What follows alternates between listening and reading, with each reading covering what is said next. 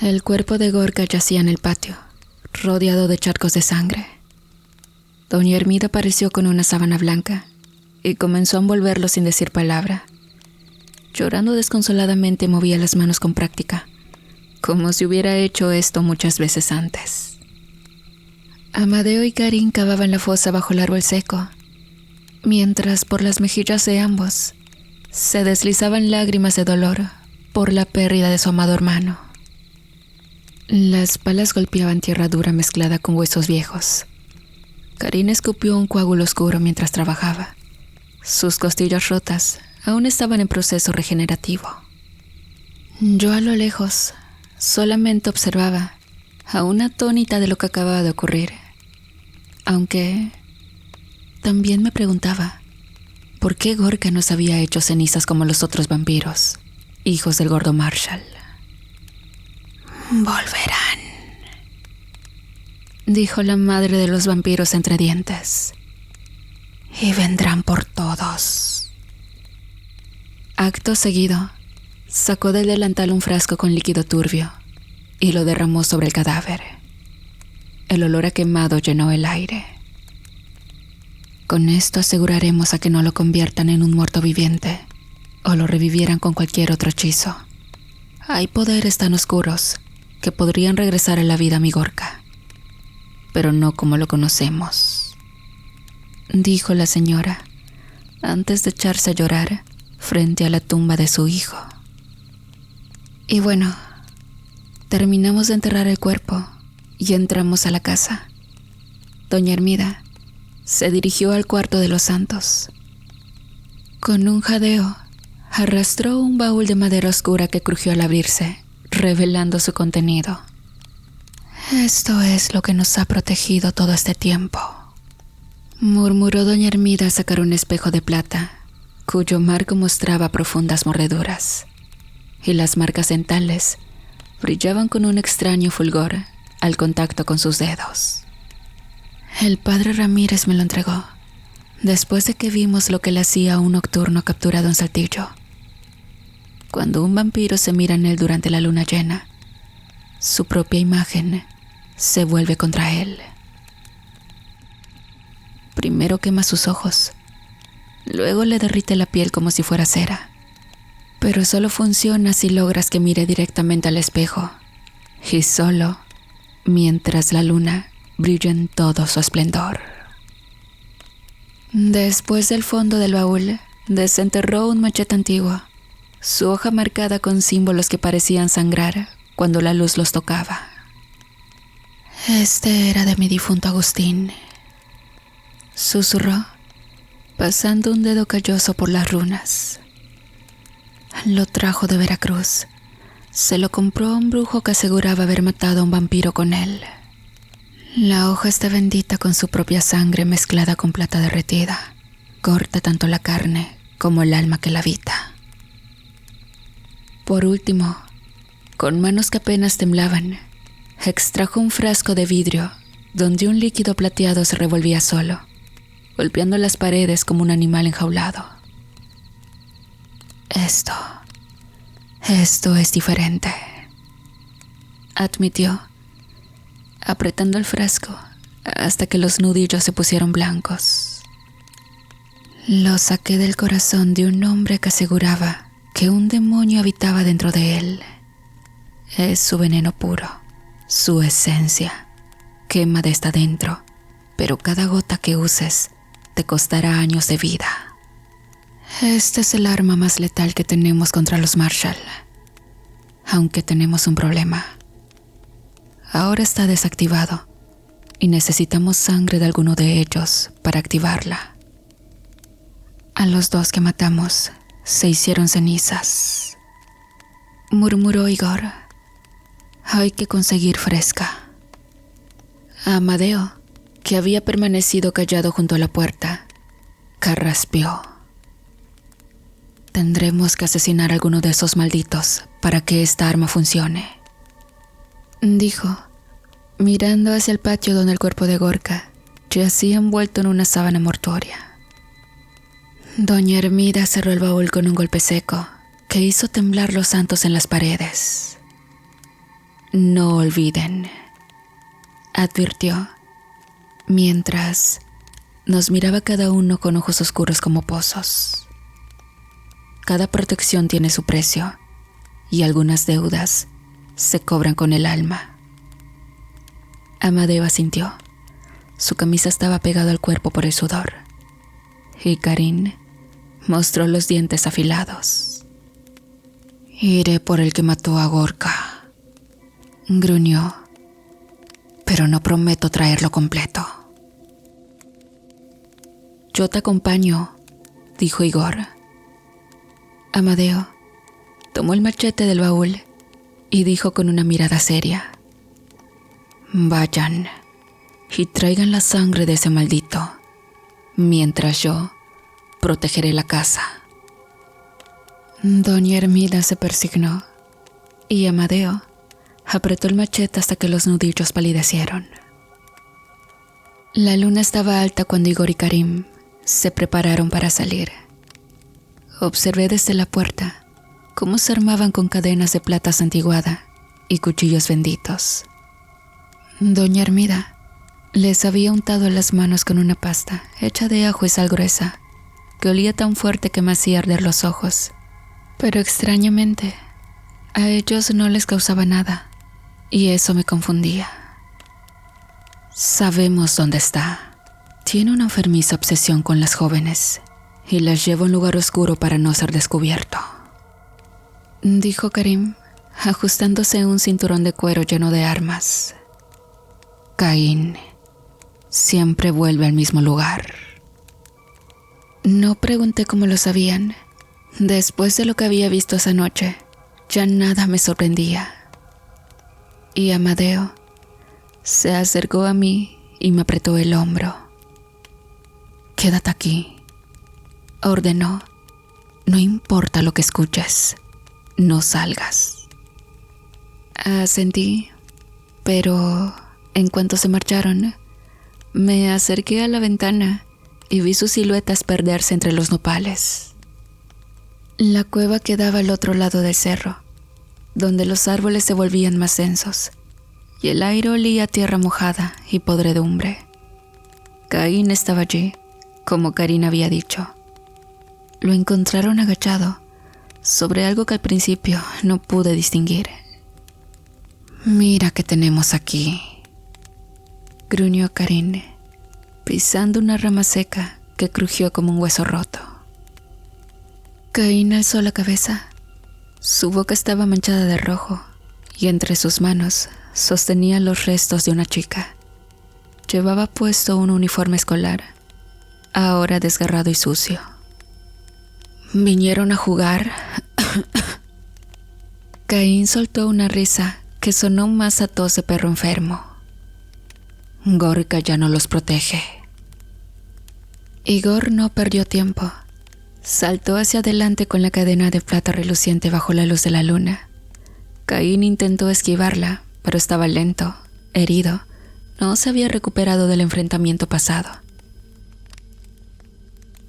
La cadena se cerró en su cuello como un lazo, y al contacto con su piel, comenzó a humear. Ahora, dijo Karin. Igor hundió su cuchillo en la garganta de Caín, abriendo un surco profundo del que brotó sangre espesa y oscura. Con un frasco en la otra mano, recogió lo que pudo, mientras Caín se retorcía. Pero Caín no era cualquier vampiro. Aún con la garganta abierta, forcejeó con una fuerza inhumana. Su mano, llena de garras largas y sucias, se abalanzó hacia Igor. El sonido del hueso rompiéndose fue seco. Caín había sacado un cuchillo entre sus ropas y había atacado sin contemplaciones. El brazo de Igor cayó al suelo, separado del cuerpo de un solo tajo. Igor ni siquiera gritó, solo retrocedió, mirando con asombro cómo sangraba sin cesar. «El cuchillo», murmuró Karim, observando el arma que Caín todavía sostenía. «Está maldito». Caín se rió. aunque la sangre ahora le brotaba también por la nariz. Nada de lo que toque vuelva a crecer, dijo entre risas antes de desplomarse. Karim no lo pensó dos veces. Con un movimiento rápido, hundió su mano en el pecho de Caín y le arrancó el corazón, que aún latía débilmente, y lo guardó en el mismo frasco que contenía su sangre. Vamos, dijo, ayudando a Igor a levantarse. Tenemos lo que vinimos a buscar. De vuelta a la casa, doña Hermida tomó el frasco con manos temblorosas, aunque con lágrimas de tristeza al ver el estado de Igor. Esto servirá, murmuró, mezclando la sangre y el trozo de corazón con tierra del cementerio que había traído en un pañuelo. Pero el precio ya se está cobrando. Señaló el brazo de Igor, que no mostraba señales de regeneración. La piel alrededor de la herida empezaba a ennegrecerse, como si la maldición se extendiera. No importa, gruñó Igor, aunque el dolor le nublaba la vista. Gorka está vengado. Doña Hermida asintió, pero sus ojos decían lo que no se atrevía a pronunciar. Esto solo era el principio. Mientras observaba la mezcla burbujear en el frasco, supe que la próxima vez que los Marshall vinieran, no habría lugar para errores, y que Igor jamás recuperaría su brazo.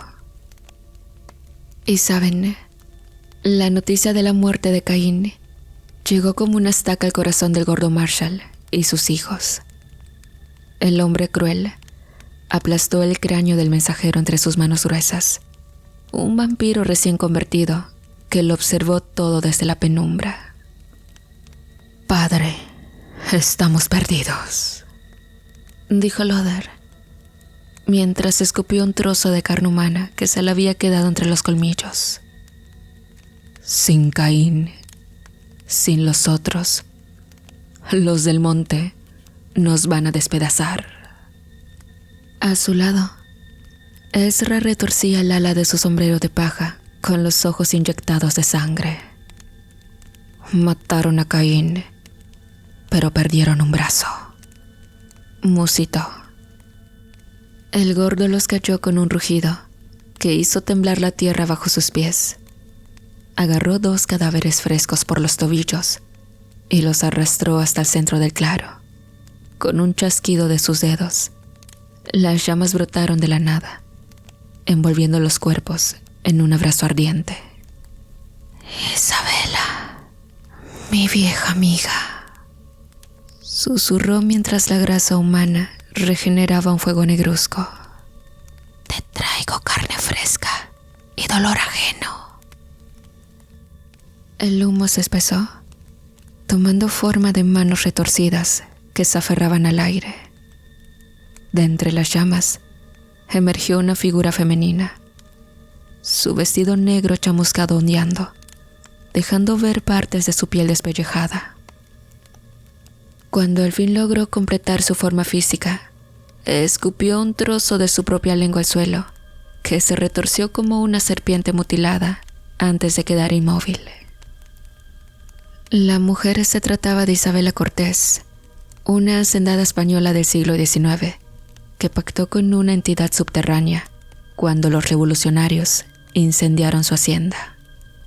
Mientras sus peones ardían vivos, ella emergió de las llamas, convertida en algo distinto. Ahora solo aparecían pueblos donde hay incendios o motines, o cuando algún ser despiadado como Ethan Marshall le ofrecía calcinar varios cuerpos para ella. Ethan Marshall. Su voz sonó gutural. Hace 10.000 lunas que no me ofrecías un festín como este. Y es que el gordo señaló hacia donde quedaba el rancho de los del monte con un dedo manchado de sangre. Hay más que un festín, todo un pueblo para quemar. Pero primero, Necesitamos de otro aliado para asegurar la victoria. Acto seguido pidió que lo siguieran y dieran grandes saltos entre los árboles, dejando marcas de garras en la corteza de los pinos. Y no detuvieron su andar hasta varios kilómetros después, justo frente a las puertas de una iglesia abandonada en medio de la nada, con su cruz torcida brillando bajo la luz de la luna. El gordo inhaló profundamente y lanzó un aullido que hizo estallar los vitrales rotos de las ventanas. «Vittorio, sal a jugar, maldito cura». Nada, solo el silbido del viento entre las tablas podridas. Loder resopló, impaciente. «Esto es una pinche pérdida de...». El joven vampiro no terminó la frase cuando los portones de la iglesia estallaron hacia afuera, impactando contra el gordo con fuerza suficiente para partirle el cráneo. Pedazos de cerebro y fragmentos de hueso salpicaron el suelo fangoso, pero antes de que los hijos pudieran reaccionar, la carne comenzó a moverse, los huesos a recomponerse con un ruido húmedo y repugnante.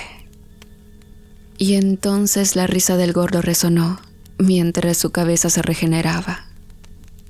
De las sombras de la iglesia emergió una silueta alta y demacrada.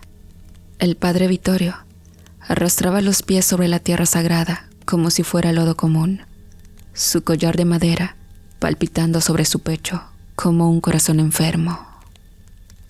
«¿Quién diablos es?», dijo Ezra mientras retrocedía temeroso, con los colmillos al descubierto. El sacerdote vampiro extendió unas manos pálidas, donde aún se veían las marcas de los estigmas. «In nomine Patris», murmuró, antes de reír con la boca llena de colmillos. «¿No reconoces a tu propio Dios, pequeño pecador?» «Les presento al padre Vittorio», dijo el gordo Marshall de forma triunfal.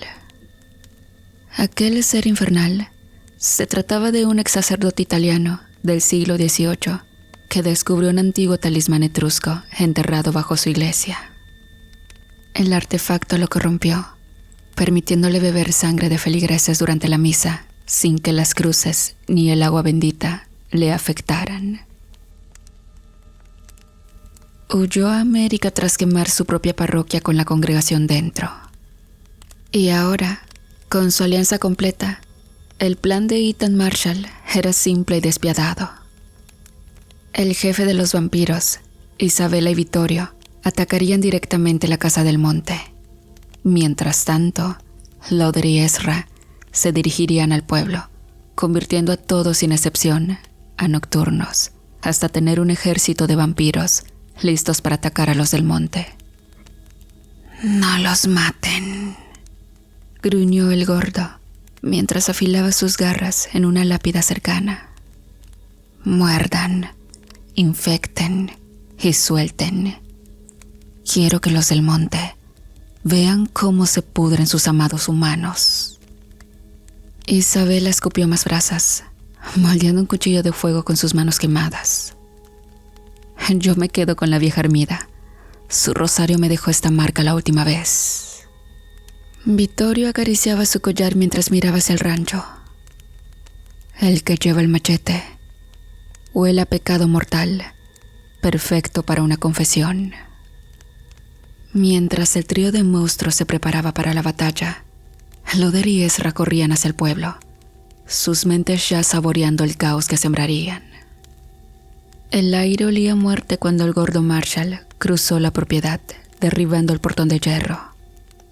A su izquierda, Isabela Cortés dejaba marcas de quemaduras en la tierra con cada paso, su vestido chamuscado ondeando como bandera de guerra. A la derecha, el padre Vittorio murmuraba oraciones invertidas que hacían sangrar los oídos de quienes la escuchaban.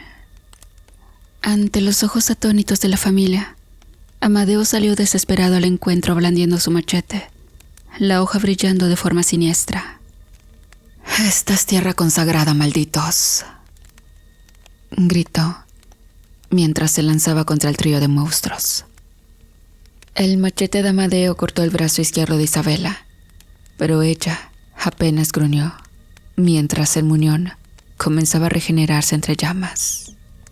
Fue entonces cuando vio a su esposa corriendo hacia él para llevarlo a la casa, pero a medio camino fue interceptada por el gordo Marshall.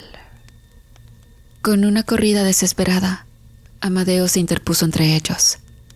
El machete trazó un arco plateado en la oscuridad, pero el gordo era más rápido.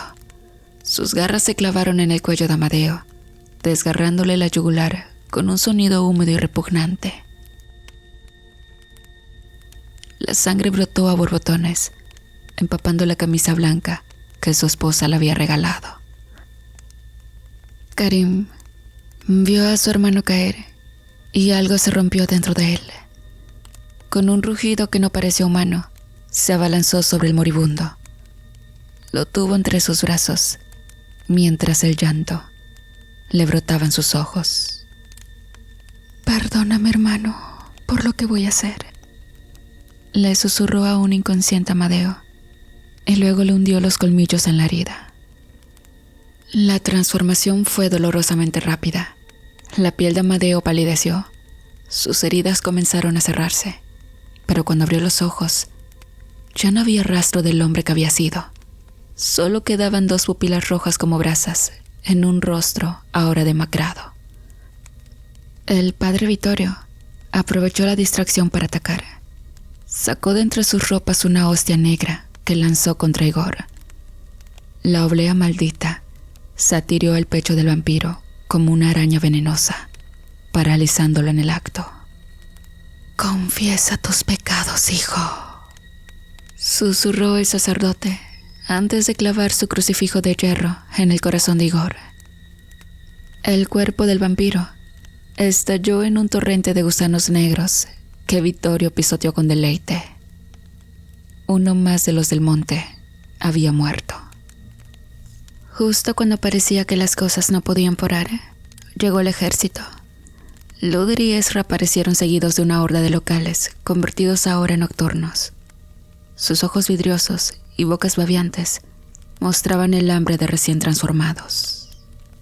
«Maten a los intrusos», ordenó Luder, señalándolos del monte. La esposa de Amadeo vio con horror cómo sus antiguos vecinos avanzaban hacia ellos, moviéndose con esa torpeza característica de los vampiros recién nacidos. La familia se atrincheró dentro de la casa, dispuestos a vender cara a su muerte. Doña Hermida sacó el frasco de sangre de demonio que guardaba entre sus ropas. Con un grito desgarrador que mezclaba dolor y rabia, lo lanzó para encima de la horda que se acercaba, al mismo tiempo que Karim le lanzó una piedra que hizo estallar el frasco. Y este estalló como si se tratara de una bomba. El líquido contenido se transformó en una niebla ácida que devoró a los vampiros más cercanos. Ezra tuvo la mala fortuna de estar en el centro. Su cuerpo se derritió como cera bajo el sol, dejando solo un charco negro y humeante. Uno más de los Marshall era asesinado. Al ver esto, el gordo Marshall explotó en furia. «Ataquen a esos malnacidos. Quiero que los devoren vivos», gritó con la furia inyectada en sus ojos. Los vampiros se lanzaron contra la casa, rompiendo ventanas y derribando paredes. Amadeo y Karim asesinaban nocturnos uno tras otro, pero eran demasiados. El fin parecía inevitable.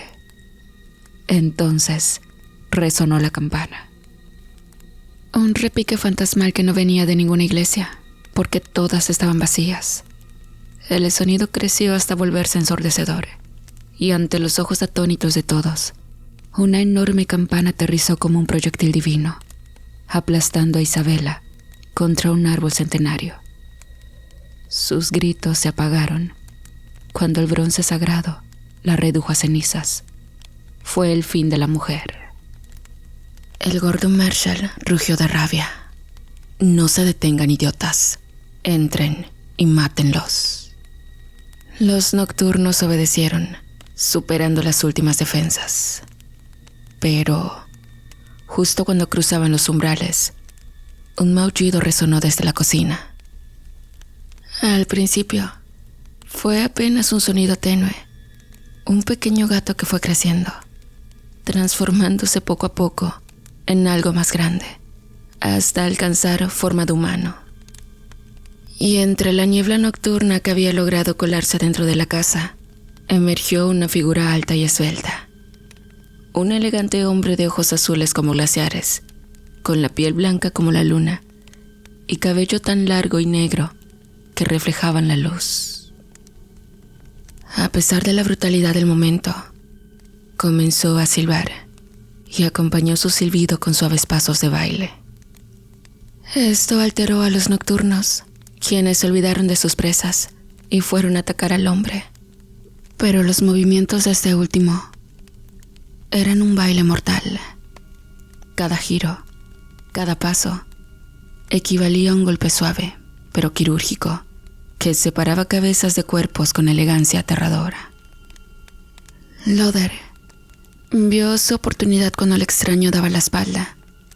Se lanzó con sus garras extendidas para asesinarlo a traición. Pero antes de que pudiera tocar tan siquiera un cabello, una mano cubierta por un guante oscuro lo atrapó por la garganta. Radames apareció de la nada, sus ojos dorados brillando con ira antigua. El gordo Marshall retrocedió como si hubiera visto al mismo diablo cuando reconoció al vampiro ancestral. Loder, mi niño, susurró Radames con una sonrisa que mostraba demasiados dientes. Luego apretó su mano. La cabeza del vampiro estalló como un fruto maduro, reduciéndose a cenizas antes de tocar el suelo.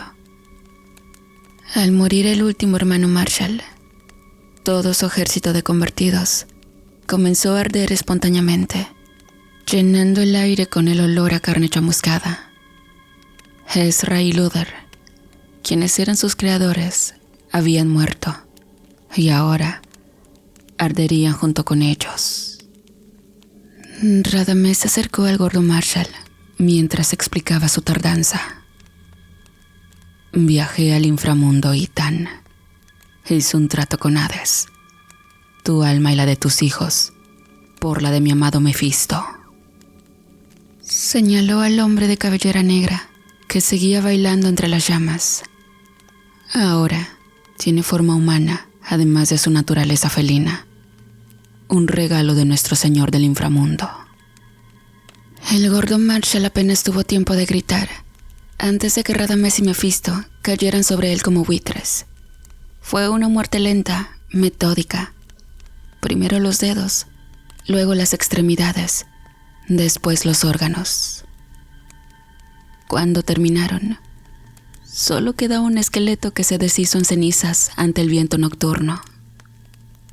De lo que hasta hace unos minutos era una horda imbatible de vampiros sedientos de muerte, ahora solo quedaba el padre Vittorio, quien fue manateado con facilidad por Radames y Mefisto cuando se decidían a darle muerte. Doña Hermida imploró a los vampiros que lo dejaran para ella, solicitud que fue concedida. Desde aquel momento y sin excepción, cada tarde, cuando el sol comenzaba a ocultarse, la señora lo sacaba crucificado en el patio. El vampiro gritaba mientras su carne se quemaba, pero ella siempre lo arrastraba de vuelta al sótano, justo antes de que muriera. Por Igor, susurraba, mientras aplicaba ungüentos para acelerar su regeneración, preparándolo para otro día de tormento. La mujer estaba segura de lo que haría. Lo castigaría por la eternidad, de ser necesario.